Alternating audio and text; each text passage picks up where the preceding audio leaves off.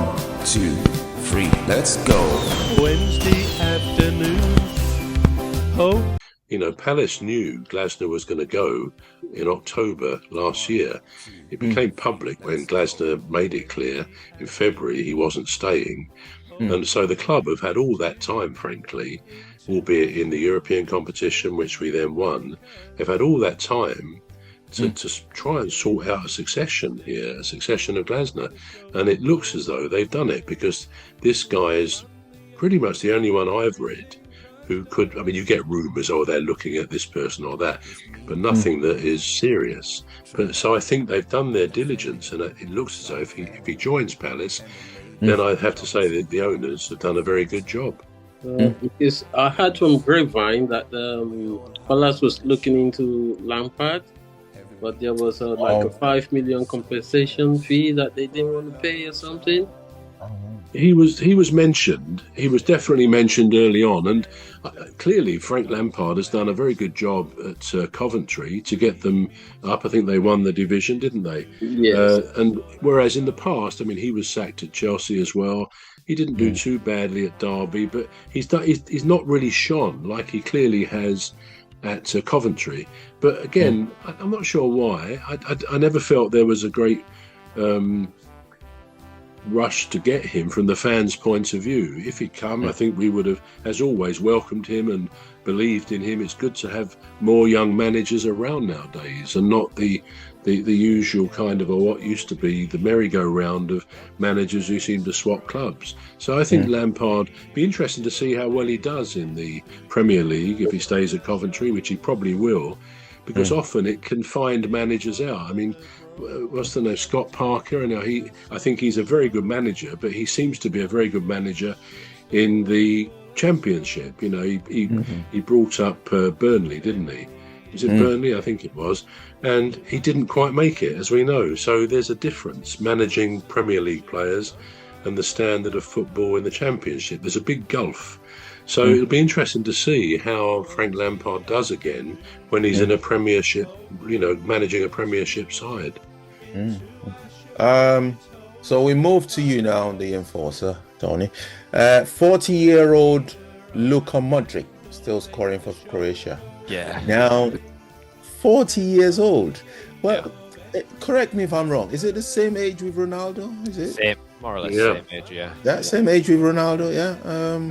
Yeah, same age. Yeah. What are we thinking about Modric at this?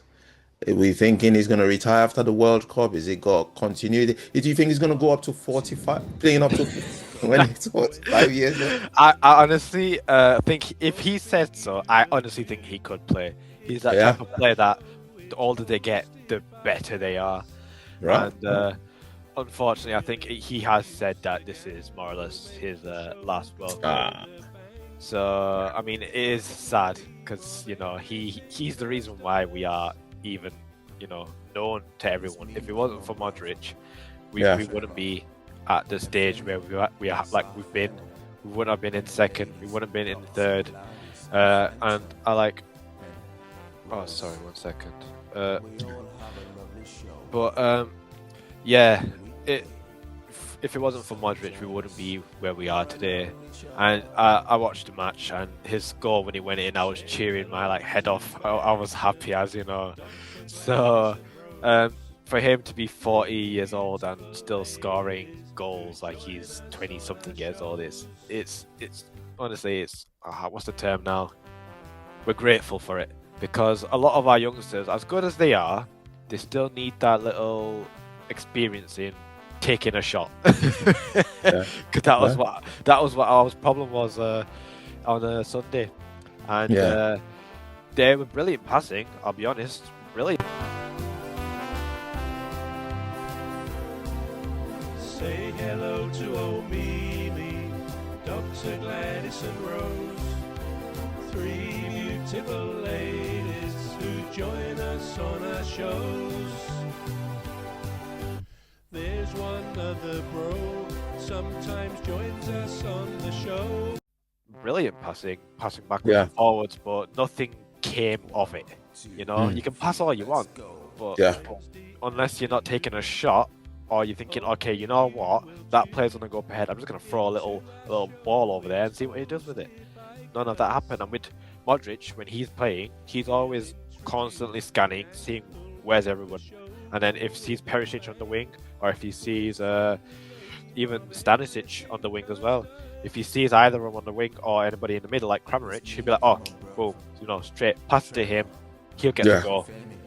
Job's done, So we need a lot more Modric's, just in the world in general. If we have more Modric's, football would be a lot more fun. Yeah, absolutely.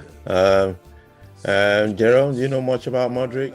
Yeah, I do watch him play for initially Madrid before going to is it AC Milan, one of the Milan teams. Yeah, I think he's a very good player, and at his age, he's still doing very good. My first encounter with Croatian football, I remember just one player that stood out for me. That was Dabo Suka. I used to love that guy. He was, I'm not trying to compare both of them, but but Modric, playing that good at this age, coming for the next World Cup, I think no. Personally, I wouldn't advise him.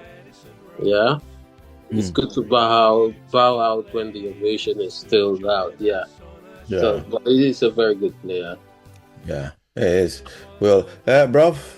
I second what Jerome and Tony have both said, that he was an excellent player, 40 years old, but he's kind of, he's quite, I don't know the word is slight. Physically, he's light and a bit slight, not underweight, but I think someone who is not a big frame can last longer in the game. I mean, we know Ronaldo even is pretty tall and skinny. So he's very much physically the kind of player who could go on playing. And I think, as Tony implied, the older these players get, that kind of player, say midfield, is not going to be necessarily doing box to box on the field.